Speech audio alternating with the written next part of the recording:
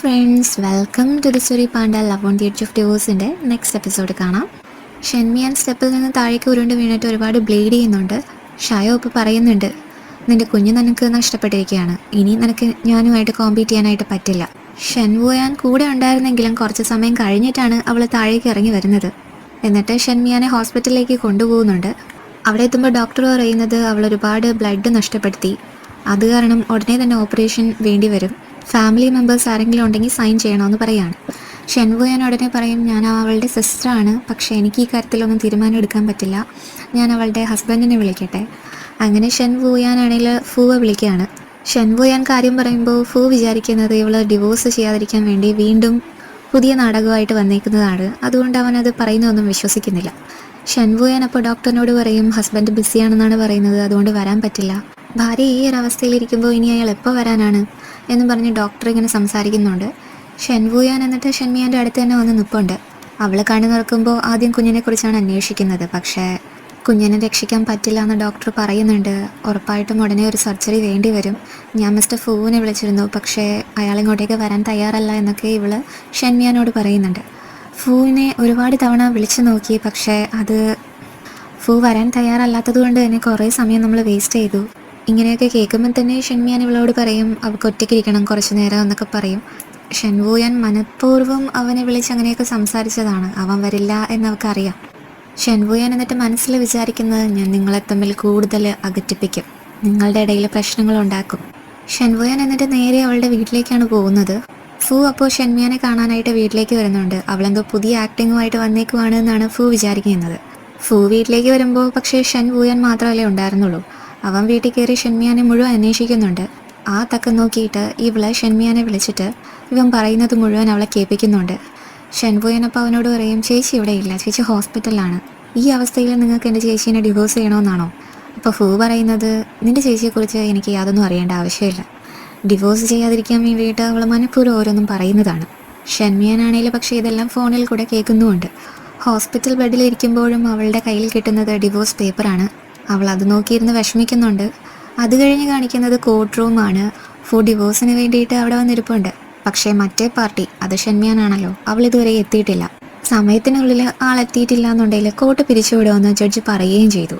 അവനാണെങ്കിൽ വാച്ചിൽ സമയം നോക്കി ഷെൻമിയാന് വേണ്ടി വെയിറ്റ് ചെയ്തിരിക്കുകയും ചെയ്യാണ്. അപ്പോഴാണ് ഡോർ ഓപ്പൺ ചെയ്തുകൊണ്ട് ഷെൻമിയാൻ അങ്ങോട്ടേക്ക് വരുന്നത്. ഫൂ നോക്കുമ്പോൾ പെന്നി വരുന്നതായിട്ടാണ് അവന് തോന്നുന്നത്.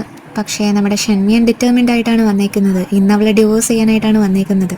ഷെൻമിയാൻ വന്ന് നേരെ മറ്റേ പാർട്ടിയുടെ സീറ്റിൽ വന്നിരിക്കുകയാണ്.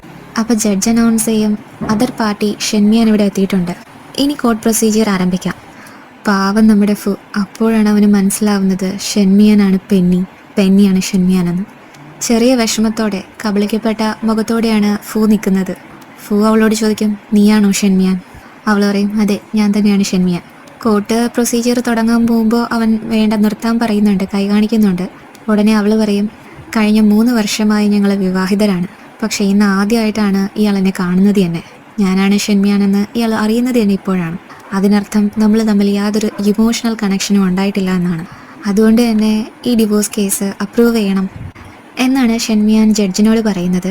ഉടനെ തന്നെ ഫൂ പറയാണ്, ഇല്ല, ഞാൻ കേസ് ഡ്രോപ്പ് ചെയ്യാണ്, ഞാൻ ഒരിക്കലും ഡിവോഴ്സ് ചെയ്യില്ല.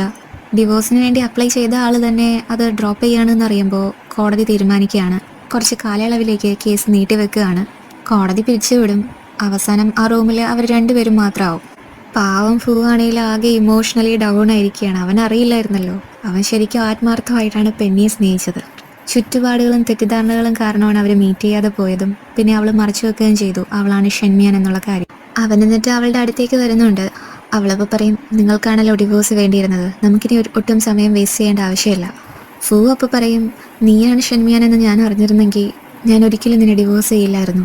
അവളപ്പോൾ അവനോട് പറയുന്നുണ്ട്, മിസ്റ്റർ ഫൂ യെൻ ചാങ്, നിങ്ങൾ ഒരു തവണയെങ്കിലും ശ്രമിച്ചിരുന്നെങ്കിൽ, ഷെൻമിയാൻ ആരാണെന്ന് കാണാനോ അറിയാനോ ശ്രമിച്ചിരുന്നെങ്കിൽ, ഞാൻ ശരിക്കും ആരാണെന്ന് നിങ്ങൾക്ക് അപ്പം തന്നെ മനസ്സിലായേനെ. പാവം ഫൂ അപ്പോൾ അവളോട് പറയുന്നുണ്ട്, ഷെൻമിയാൻ, എന്നെ നീ ഒന്ന് എക്സ്പ്ലെയിൻ ചെയ്യാനായിട്ട് അനുവദിക്കുക. 3 വർഷത്തിന് മുന്നേ ഗ്രാൻഡ്മ എന്നോട് ഒരു സ്ട്രേഞ്ചറെ വിവാഹം കഴിക്കാൻ പറഞ്ഞു. പക്ഷേ നിന്നെ ഒരു സ്കീമിങ് വുമണായിട്ട് കണ്ട് ഞാൻ ഈ വിവാഹത്തിന് എതിർത്തു.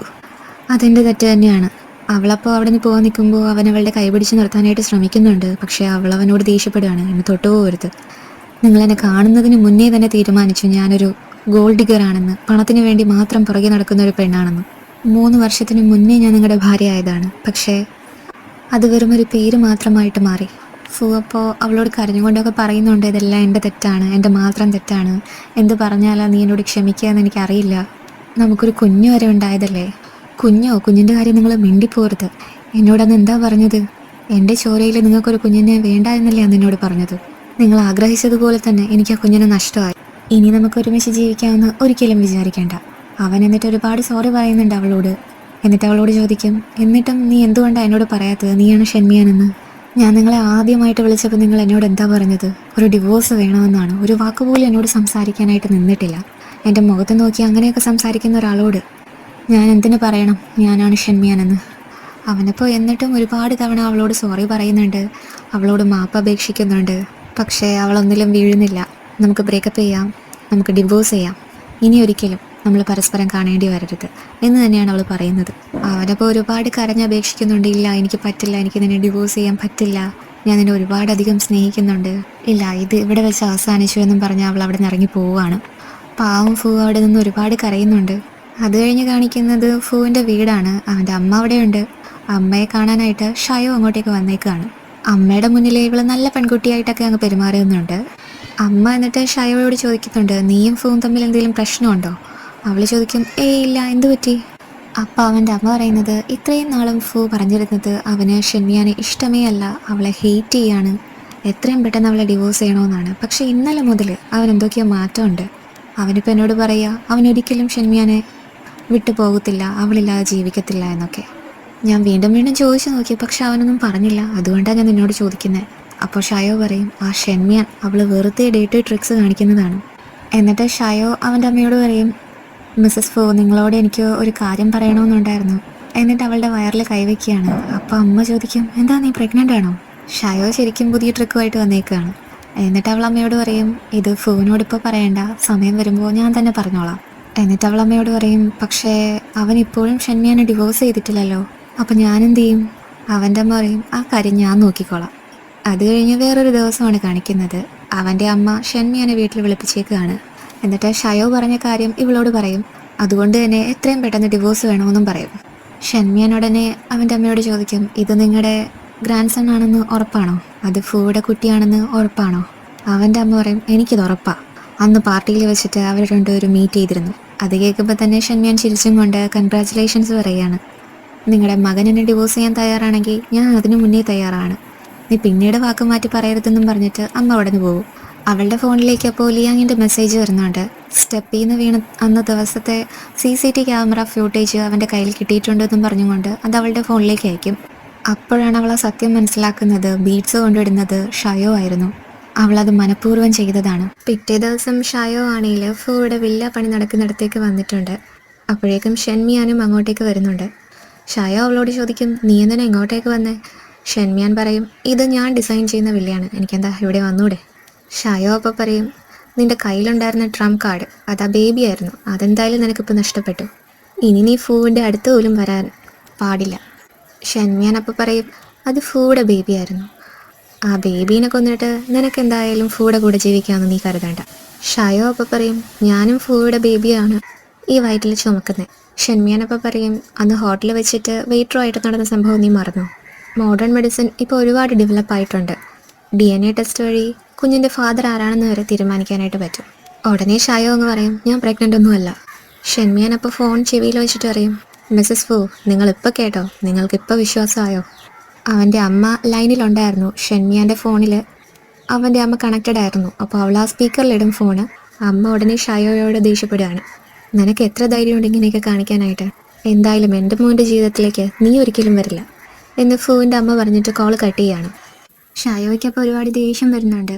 അവൾ ഷെൻമിയാൻ ഇങ്ങനെ കൈവീശി അടിക്കാനായിട്ട് തുടങ്ങുന്നതും ഫൂ അവിടെ വന്ന് അവളുടെ കൈ പിടിക്കുകയാണ്. ഫൂ എന്നിട്ട് പറയും, നീ ഇവളെ ഒരുപാട് തവണ ഫ്രെയിം ചെയ്യാനായിട്ട് ശ്രമിച്ചിട്ടുണ്ട്, അന്ന് ഹോട്ടലിൽ വെച്ചിട്ട്, പിന്നെ അബോർഷൻ, നിന്റെ മനസ്സ് ഇത്രയ്ക്കും ദുഷ്ടമാണോ എന്നവൻ ചോദിക്കുന്നുണ്ട് അവളോട്.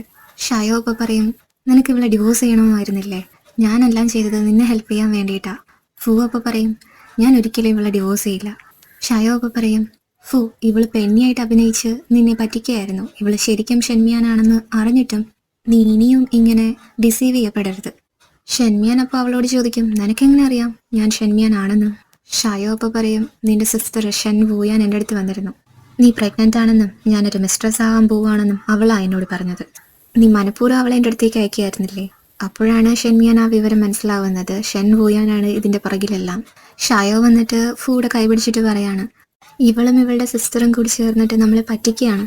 ഞാൻ മാത്രമാണ് ഫൂ നിന്നെ ഇഷ്ടപ്പെടുന്നത്. അപ്പോൾ അവനാണെങ്കിൽ അവളുടെ കൈ പിടിച്ച് മാറ്റിയിട്ട് പറയും, എൻ്റെ കൺമുന്നിൽ ഇനി നീ വന്നു പോരുത്. എന്നിട്ട് ഫൂ ആണെങ്കിൽ ഷെൻമിയാൻ്റെ കൈയും പിടിച്ച് അവളെ അവിടെ നിന്ന് കൊണ്ടുപോവുകയാണ്. കുറച്ച് കഴിയുമ്പോൾ ഷെൻമിയാൻ അവൻ്റെ കൈ വിട്ടിട്ട് പറയും, നിങ്ങളും ഞാനും തമ്മിൽ ഒരു ബന്ധമില്ലല്ലോ, പിന്നെ എന്തിനാ എൻ്റെ കൈയൊക്കെ പിടിക്കുന്നത്? അവനപ്പോൾ അവളെ പിടിച്ചെടുത്തിട്ട് പറയും, ഞാൻ നിന്നെ ഒരുപാട് മിസ് ചെയ്യുന്നുണ്ട്. എൻ്റെ ഭാഗത്ത് ഒരുപാട് തെറ്റിട്ട് അതിനെല്ലാത്തിനും ഞാൻ സോറി പറയുന്നു. എൻ്റെ കണ്ണടയ്ക്കും പോലും ഞാൻ നിന്നെയാണ് കാണുന്നത്. അവളപ്പോൾ അവൻ്റെ കൈ തട്ടി മാറ്റിയിട്ട് പറയും, ഇപ്പോൾ എനിക്ക് വേണ്ടി സംസാരിച്ചതിന് ഞാൻ താങ്ക്ഫുൾ ആയിരിക്കുമെന്നൊന്നും നീ കരുതണ്ട. എൻ്റെ അച്ഛൻ്റെ ബിസിനസ് കട്ട് ചെയ്തതും അച്ഛനെ സിക്കാക്കിയതും നീയാണ്. എൻ്റെ അച്ഛൻ മരിച്ചപ്പോൾ തന്നെ ഞാൻ ഉറപ്പിച്ചതാണ് ഞാൻ നിൻ്റെ കൂടെ ജീവിക്കില്ല എന്ന്. പിന്നെയും ഞാൻ കൂടെ നിന്നത് എനിക്ക് ആ ഡിവോഴ്സ് വേണം, അതിന് വേണ്ടിയിട്ടാണ്. ഇപ്പോൾ നമ്മുടെ കുട്ടിയും നഷ്ടപ്പെട്ടിരിക്കുകയാണ്. ഇനി ഞാൻ എന്തിനാണ് നിൻ്റെ കൂടെ ജീവിക്കേണ്ടത്? അവൾ അത്രയൊക്കെ പറയുമ്പോൾ അവൻ പെട്ടെന്ന് അവളെ ഹഗ് ചെയ്തിട്ട് പറയും, ഞാൻ ആരെയും സ്നേഹിച്ചിട്ടില്ല ഇതിനു മുന്നേ. നീയാണ് എൻ്റെ ആദ്യത്തെ പ്രണയം. ഞാനൊരു തെറ്റ് ചെയ്തു, അതിന് നിനക്ക് എന്നെ തല്ലാം, എന്നെ എത്ര വേണേലും ശിക്ഷിക്കാം, പക്ഷേ ഒരിക്കലും എന്നെ വിട്ട് പോകരുത്. നമുക്കൊരുമിച്ച് ജീവിക്കാം, ഇനിയും നമുക്ക് കുഞ്ഞുങ്ങളുണ്ടാവും. അവളപ്പോൾ ആകെ ദേഷ്യത്തിലാണ്. അവളുടെ കോട്ടൊക്കെ ഊരിയിട്ട് പറയും, ഇങ്ങനെയാണോ? അവനപ്പോൾ അവളെ വീണ്ടും ഹഗ് ചെയ്തിട്ട് പറയും, ഇങ്ങനെയൊന്നും ചെയ്യരുത്. അവളെ വീണ്ടും അവനോട് പറയാണ്, ഇതൊക്കെയല്ലേ മിസ്റ്റർ ഫൂ നിങ്ങൾക്ക് ഇഷ്ടം? നമ്മൾ തുടങ്ങിയപ്പോൾ തന്നെ ഞാൻ നിന്നെ സെഡ്യൂസ് ചെയ്തു എന്നാണ് നീ പറഞ്ഞത്. അവനപ്പോൾ പറയും, നീ ഇപ്പോഴും റിക്കവറിയിലാണ്, അതുകൊണ്ട് നീ കുറച്ചുകൂടി സൂക്ഷിക്കണം. അവളപ്പോൾ പറയും, അങ്ങനെയാണെങ്കിൽ എന്നെ വെറുതെ വിട്ടോടെ. അതിനുശേഷം ഷെൻമിയാൻ അവളുടെ വീട്ടിലേക്കാണ് പോകുന്നത്. വീട്ടിൽ ഷൻ വൂയാനും ഉണ്ട്. വൂയാൻ അവളോട് ചോദിക്കുന്നുണ്ട്, ഇനി ഫൂവിന് മാപ്പ് കൊടുക്കുകയോ ഇല്ലയോ എന്നൊക്കെ. ഷെൻമിയാൻ തിരിച്ച് ചോദിക്കും, ഞാൻ എന്താ ചെയ്യേണ്ടത്, നിനക്കെന്താ തോന്നുന്നത്? വൂയാനപ്പോൾ പറയും, നിങ്ങളുടെ കാര്യത്തിൽ ഞാൻ ഇൻ്റർഫിയർ ചെയ്യാനായിട്ട് വരില്ല, പക്ഷേ ചേച്ചി എന്ത് തീരുമാനം എടുത്താലും ഞാൻ ചേച്ചിയെ സപ്പോർട്ട് ചെയ്യും. ഷെൻമിയാൻ ഉടനെ വന്ന് അവളുടെ കൈ പിടിച്ചിട്ട് പറയും, ഇതുപോലും നല്ലൊരു സിസ്റ്റർ ഉള്ളത് എൻ്റെ ഭാഗ്യമാണ്. പാവം ഫൂ ആണെങ്കിൽ അതേസമയം ഇവിടെ മദ്യപിച്ച് ആകെ വിഷമിച്ചിരിക്കുകയാണ്. ഷെൻമിയാൻ കൂടെ ഇല്ലാത്തതിൻ്റെ വിഷമം അവൻ കുടിച്ചാണ് തീർക്കുന്നത്. ഫൂ എന്നിട്ട് ഫോൺ എടുത്ത് ഷെൻമിയാനെ വിളിക്കുന്നുണ്ട്. അവൾ ഒരുപാട് മിസ് ചെയ്യുന്നു എന്നൊക്കെ പറയുകയും ചെയ്യുന്നുണ്ട്. ഷെൻമിയാനാണെങ്കിൽ പക്ഷേ ഇപ്പോഴും അവനോട് ദേഷ്യത്തിൽ തന്നെയാണ്. ഫോൺ കട്ട് ചെയ്ത് കളയാണ് അവൻ കുടിച്ചിരിക്കുന്നത് കാരണം. ഷൻ വൂയാനാണെങ്കിൽ ഇതൊക്കെ ശ്രദ്ധിക്കുന്നുമുണ്ട്. അവൾ ഷെൻമിയാനോട് പറയും, ചേച്ചി ഇന്ന് പോകണ്ട, എൻ്റെ കൂടെ സ്റ്റേ ചെയ്യ്, കുറേ നാളായില്ലേ നമ്മളിങ്ങനെ ഒരുമിച്ച് താമസിച്ചിട്ട്. വൂയാൻ്റെ മനസ്സിൽ വേറെ പ്ലാൻ ഉണ്ടായിരുന്നു. ഷെൻമിയാൻ ഉറങ്ങിയെന്ന് കരുതിയതിന് ശേഷം വൂയാൻ അവളുടെ ഫോൺ എടുത്ത് മിയാൻ്റെ ഫിംഗർ പ്രിൻ്റ് വെച്ച് അൺലോക്ക് ചെയ്തതിന് ശേഷം ഫൂയ്ക്ക് മെസ്സേജ് അയക്കുന്നുണ്ട്. ഞാൻ നിന്നെയും മിസ് ചെയ്യുന്നുണ്ട്, എനിക്ക് നിന്നെ ഇപ്പോൾ വന്ന് കാണാൻ പറ്റുമോ എന്നും പറഞ്ഞ് അവൾ മിയാൻ എന്ന രീതിയിൽ മെസ്സേജ് അയക്കുകയാണ്. ഫൂ നോക്കുമ്പോൾ ഷെൻമിയാൻ്റെ മെസ്സേജ്. അവൻ ഉടനെ തന്നെ വരാനായിട്ട് പറയും. അവൻ അവിടെ വെയിറ്റ് ചെയ്യുകയാണെന്നും പറഞ്ഞ് തിരിച്ച് മെസ്സേജ് അയക്കും. വൂയാൻ ഫോൺ തിരിച്ച് അതുപോലെ വെച്ചതിന് ശേഷം അവിടെ നിന്ന് പോവുകയാണ്. പക്ഷേ ഷെൻമിയാൻ ഇതെല്ലാം അറിയുന്നുണ്ട്, അവൾ ഉറങ്ങുന്നുണ്ടായിരുന്നില്ല. ഇതോടെ ഈ എപ്പിസോഡ് അവസാനിക്കുകയാണ്. അടുത്ത എപ്പിസോഡ് ഉടനെ തന്നെ അപ്ലോഡ് ചെയ്യാം. സ്നേഹത്തോടെ signing off the story Panda.